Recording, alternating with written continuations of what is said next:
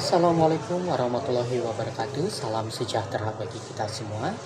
Perkenalkan, saya Wartono, mahasiswa Magister Manajemen Pasca Sarjana Universitas Surapati, Jakarta. Saat ini saya akan mempresentasikan mengenai Employment Life Cycle atau siklus hidup karyawan. Ada 6 siklus hidup karyawan. Yang pertama adalah attraction atau ketertarikan. Tahap pertama yang akan dilalui karyawan adalah attraction, di mana karyawan mulai memiliki ketertarikan pada suatu perusahaan.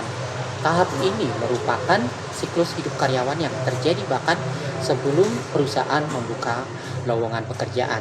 Jadi tahap ini sangat berhubungan erat dengan citra perusahaan sebagai tempat yang sangat baik untuk bekerja.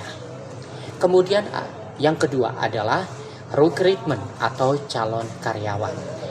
Pada saat ini tim HRD akan melakukan serangkaian proses agar bisa menemukan kandidat yang tepat, seperti memposting lowongan pekerjaan, melakukan proses screening terhadap calon karyawan, proses pengujian, wawancara dengan kandidat,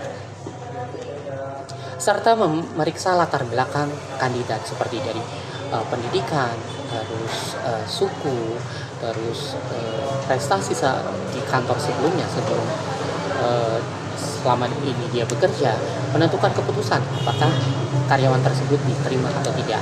Kemudian mengajukan surat penawaran atau kontrak kerja. Yang ketiga adalah onboarding atau orientasi. Setelah karyawan sukses melalui proses rekrutmen dan seleksi wawancara, maka tahap selanjutnya yang akan dilakukan oleh tim HRD adalah mereka akan melalui proses onboarding atau orientasi pekerjaan.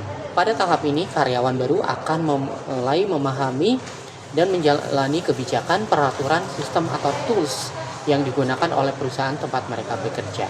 Pada tahap onboarding, tim HRD harus memastikan bahwa karyawan baru diterima atau mampu beradaptasi dengan cepat di lingkungan pekerjaan yang baru. Kemudian yang keempat adalah development atau pengembangan. Karyawan yang akan dikelola agar bisa mengembangkan keterampilan yang dimilikinya. Hal ini sangat berguna untuk mempertahankan karyawan di perusahaan tersebut. Cara ini juga dapat menjadi strategi yang positif untuk meningkatkan kemampuan bisnis yang dilakukan oleh development atau pengembangan. Karyawan yang akan dikelola agar bisa mengembangkan keterampilan yang dimilikinya. Hal ini sangat berguna untuk mempertahankan karyawan di perusahaan tersebut. Cara ini juga dapat menjadi strategi yang positif untuk meningkatkan kemampuan bisnis yang dilakukan oleh perusahaan tersebut. Yang kelima adalah retention atau retensi, tahap di mana karyawan akan dikelola agar bisa bertahan di perusahaan tempat mereka bekerja. Di sini tim HRD perusahaan juga akan melakukan berbagai hal untuk memberikan motivasi kepada karyawan. Contohnya seperti memberikan gaji atau upah yang adil, memberikan kompensasi atau tunjangan mulai dari THR, tunjangan bonus, cuti, jam kerja yang disesuaikan dengan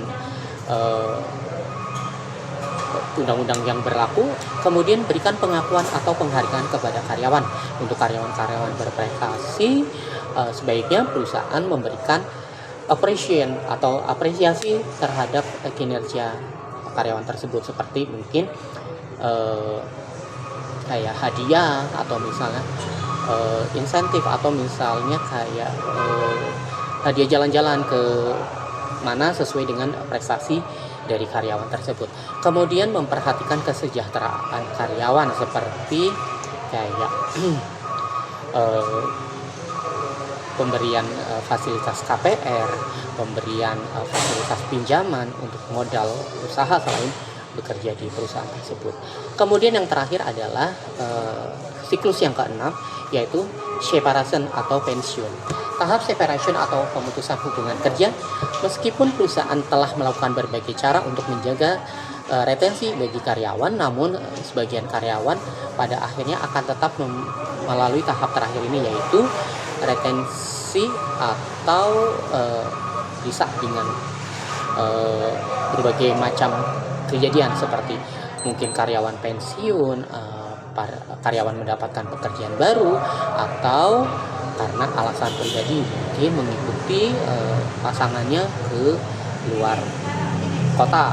Jadi mau tidak mau mereka harus melakukan pengunduran diri dari perusahaan tersebut. Itulah 6 siklus hidup karyawan yang bisa saya sampaikan. Mohon maaf apabila ada kekurangan. Terima kasih. Assalamualaikum warahmatullahi wabarakatuh.